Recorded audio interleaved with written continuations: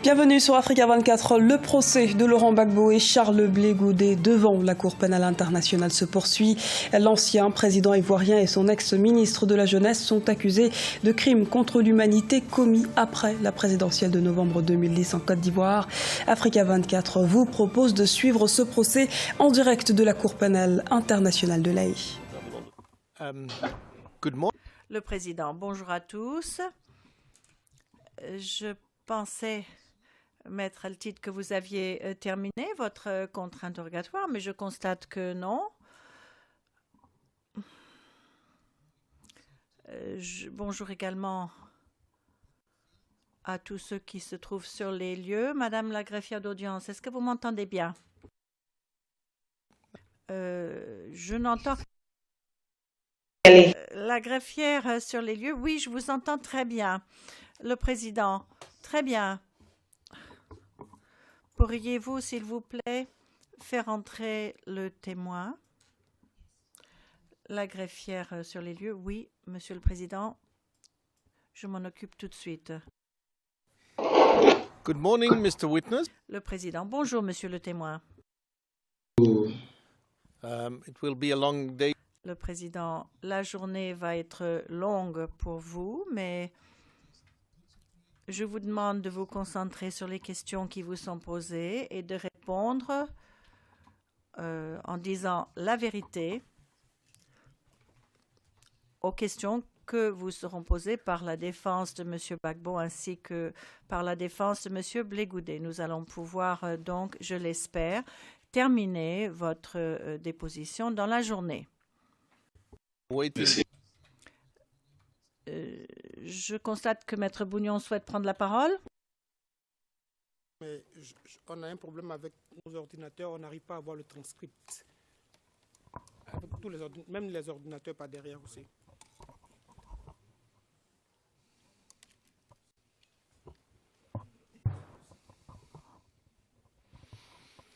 We will deal with... Le président, nous allons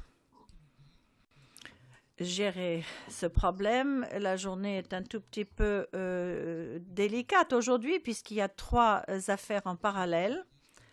Nous n'avons pas encore l'habitude d'avoir 3 procès en parallèle et donc il peut y avoir un peu de confusion. Mais nous allons nous en occuper. En attendant, nous allons poursuivre si vous voulez bien. Monsieur le témoin, je vais donner la parole à Maître Altid qui va vous poser des questions. Et si vous avez des difficultés, n'hésitez pas à me le dire. D'accord? OK. Maître Altid. D'accord. Maître Altid, veuillez poursuivre. Monsieur le Président. Bonjour Monsieur le Président, bonjour Madame, Monsieur. Et bonjour à vous, Monsieur Sanogo, j'espère que vous êtes reposé. Oui, merci beaucoup. Bonjour. Alors, si vous voulez bien, nous allons continuer ce que nous avions entamé hier, c'est-à-dire essayer de comprendre ce qui vous était arrivé et de mieux saisir la teneur de vos déclarations, d'accord? Alors, nous nous étions quittés hier, vous vous en souvenez, au moment où vous preniez un taxi pour aller à Cocody-Saint-Jean pour récupérer en quelque sorte la manifestation qui allait vers la RTI. Est-ce que c'est bien ça?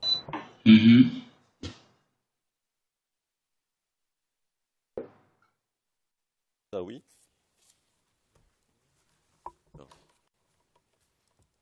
Monsieur le témoin, je vais vous demander, si vous voulez bien, pour qu'on aille le plus vite possible ensemble, hein, qu'on avance bien. Et je vous rappelle, si vous permettez, qu'on a déjà vos déclarations. C'est-à-dire on a déjà ce que vous avez dit aux enquêteurs du bureau du procureur. Nous tous ici, hein, nous disposons de cela.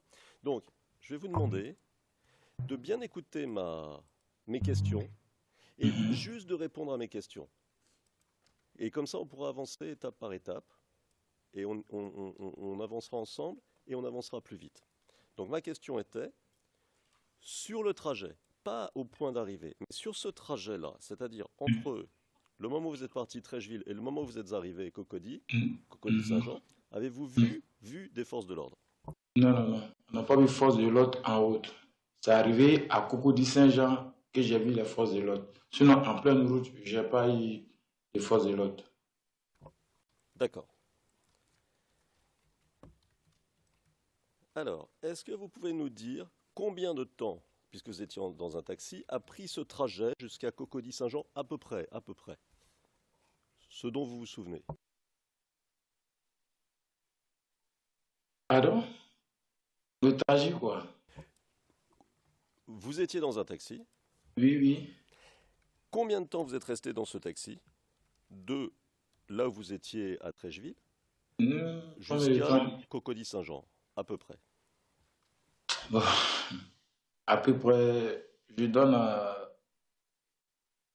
30 minutes à 30 à 41. D'accord. Alors, on essaie de reconstituer, hein. Vous voyez, l'idée, c'est reconstituer pas à pas ce que vous avez pu faire. C'est ça l'idée. Et si par hasard, il y a une question que je vous pose qui ne vous semble pas très claire, vous me dites, et moi je la poserai un peu différemment pour que ce soit plus clair. On est d'accord aussi? Oui, oui. D'accord. Alors, vous arrivez à Cocody-Saint-Jean, et là, vous n'êtes pas très loin de la RTI. Est-ce qu'on est d'accord? Oui, oui. C'est vrai. Bon. Et si mes souvenirs de Abidjan sont bons, on est même en face de la RTI. C'est-à-dire il faut continuer pour aller tout droit pour aller à la RTI. Est-ce que c'est exact? Si, si, si.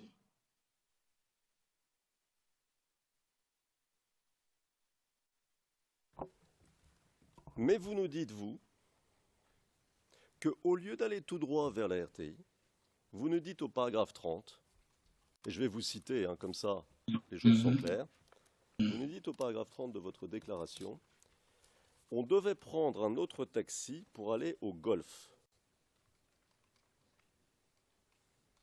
Je vais répéter la citation. On devait prendre un autre taxi pour aller au Golfe. Fin de citation. Alors, d'abord, quand vous dites le Golfe, est-ce que c'est bien l'hôtel du Golfe? Non. Parce qu'on est descendu à Saint-Jean, on a vu la police était partout, les forces de l'ordre. Donc on a eu peur. Au lieu d'aller à la RTI directement, ou bien au Golfe, donc on dit c'est pas la peur, on va se retourner d'où on a quitté, à Trècheville. Et c'est ainsi le chauffeur de taxi a commencé à dévier maintenant les routes. Pour nous dire que bon, au lieu de Trècheville, lui va nous déposer à Djamé.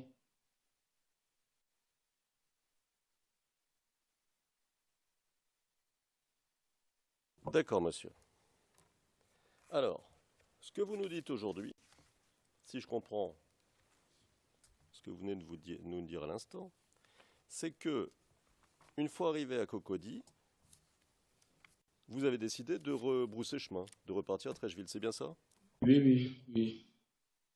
D'accord. Alors je vais, si vous permettez, vous citer.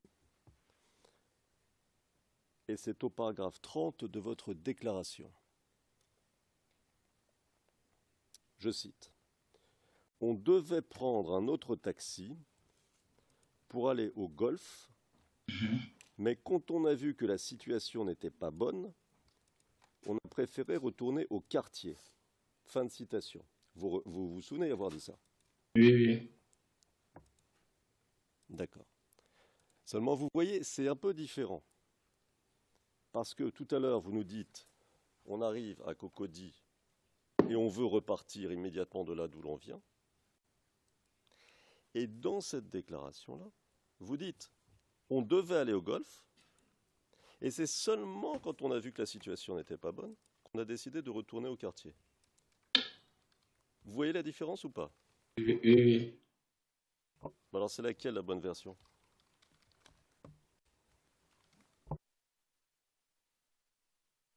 La bonne version, bon, c'est que quand on est descendu dans ce taxi-là, on a prêté un autre taxi.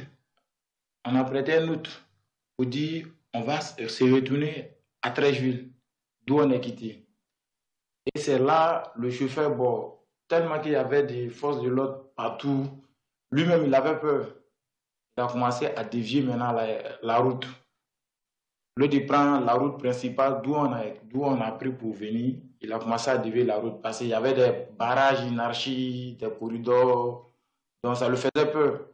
Il dit, bon, lui, il ne peut pas nous envoyer à Tréville, mais il va nous déposer à Djamé. Mais il va dévier les routes. Non, il dit, de toutes les façons, si on arrive à Djamé, on sait comment on va rentrer à la maison. Et là, les choses ont commencé. D'accord.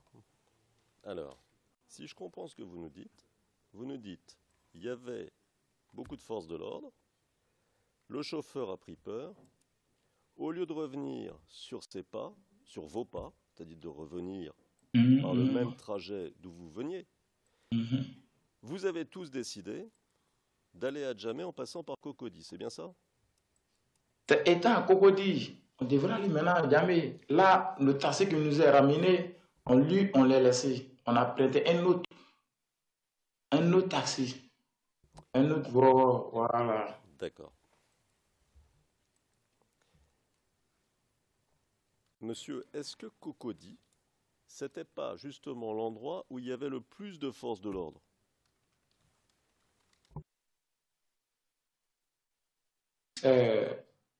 Saint-Jean, à la gare où les gars déposent ses clients, tous ses passagers, c'est là-bas, il y avait trop de forces de l'ordre. D'accord. Maintenant qu'on a changé de véhicule, deuxième véhicule qu'on est monté dedans encore, en déviant la route, on voyait maintenant des différents barrages. Voilà. Et donc vous allez vers l'hôtel du Golfe, c'est ça? Oui? Ah, mais puisqu'on n'a pas pu aller. Non mais vers, dans la direction de... Oui, c'est la direction. Non, on a dit à le chauffeur qu'on ne maîtrise pas Cocody, hein, puisque c'est gâté, il y a des forces de l'ordre partout. Si tu peux nous ramener d'où on est quitté, il dit non, il ne peut pas nous ramener d'où on est quitté, mais comme lui vient d'Adjamé, il peut nous déposer à Djamé. Alors on dit, bon, il n'y a pas de problème, de toutes les façons, on veut sortir de Cocody. C'est ainsi que les choses ont commencé. Et lorsque dans le taxi, il y avait des différents barrages qu'on voyait même. Et c'est ainsi qu'il y a un barrage qui nous a arrêtés. D'accord. Alors, comme c'est pas très clair, on va aller pas à pas. Vous voulez bien? Oui. Premièrement, vous dites, on veut éviter les forces de l'ordre, et vous allez dans la direction de l'hôtel du Golfe, la Riviera. Et ma question est, est-ce que c'est pas justement dans cette zone de Cocody, là où il y a beaucoup de choses importantes, là où se trouve l'hôtel du Golfe avec des gens du RHDP à l'intérieur, est-ce que c'est pas dans toute cette zone qu'il y a le plus de forces de l'ordre? Est-ce que c'est pas là où il y a le plus de policiers, de militaires, etc.? Objection.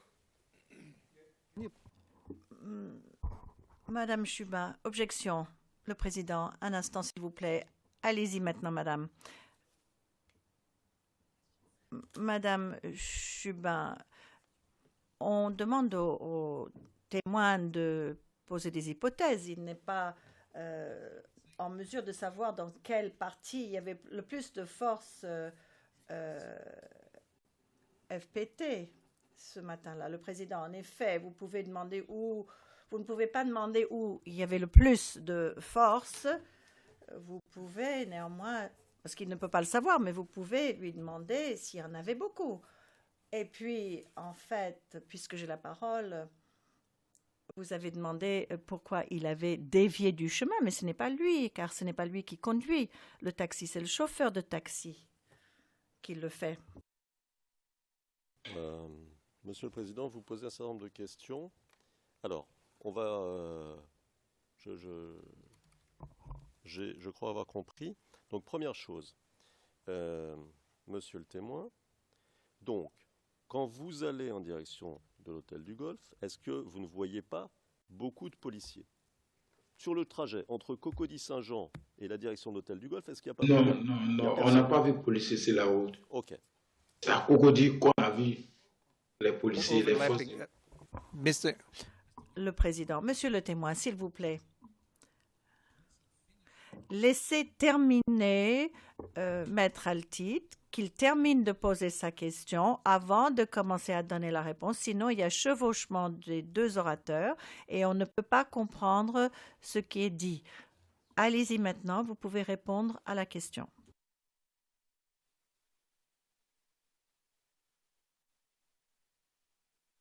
Oui, c'est à Cocody qu'on a vu les policiers. Sinon, en cours de route, je n'ai pas vu les policiers. Oui, Monsieur Sanogo, la question maintenant n'est plus entre Trècheville et Cocody, elle est entre Cocody-Saint-Jean et la direction que vous prenez, c'est-à-dire la direction de l'hôtel du Golfe. Hein, on est bien d'accord là-dessus. D'accord. Non, pas la direction du Golfe, la direction d'Adjamé. Parce que quand on est arrivé à Cocody, on avait la police partout. On dit, bon, on veut partir à la maison. C'est ainsi le chauffeur a dit, bon, lui va nous ramener, mais lui peut nous envoyer à Adjamé. Et c'est là qu'il a commencé à dévier. Alors attendez, parce que je vais vous poser une question pour aller dans le sens de l'intervention du président. Vous êtes tous les trois, si j'ai bien compris, vos deux amis et vous, dans ce taxi, et vous décidez d'un commun accord de repartir, c'est bien ça, de repartir de là d'où vous veniez, c'est bien ça. C'est pas nous. Enfin, nous, c'est les propositions qu'on a faites au chauffeur. Et ça, c'était une coïncidence. Le chauffeur aussi partait à Djamé. Parce que lui aussi, il ne pouvait pas travailler. Ils disent que vraiment, il n'y a pas de clients, il y a la police partout. Donc lui, mais aussi, il s'en va à la maison. J'ai dit, mais d'où tu viens? Il dit, non, lui, il vient d'Adjamé. C'est là où on lui a dit, bon, nous aussi, on vient de Trècheville. Mais de toutes les façons, si on arrive à Djamé, on saura comment marcher pour entrer à Trècheville. C'est comme ça, le chauffeur a commencé aussi à dévier les routes. D'accord. Bon. D'accord. Mais c'était un commun accord, vous étiez d'accord, vous, à l'intérieur? Oui, on était d'accord avec le chauffeur, on était d'accord avec le chauffeur. Parce qu'on n'avait pas le choix. Il n'y avait même pas de véhicule même pour venir même à Djamé, ni Trècheville.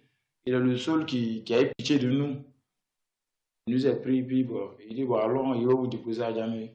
Nous allons à présent marquer une courte pause. Rendez-vous dans quelques instants pour la suite de la retransmission en direct de La Haye du procès de Laurent Gbagbo et Charles Blé Goudet.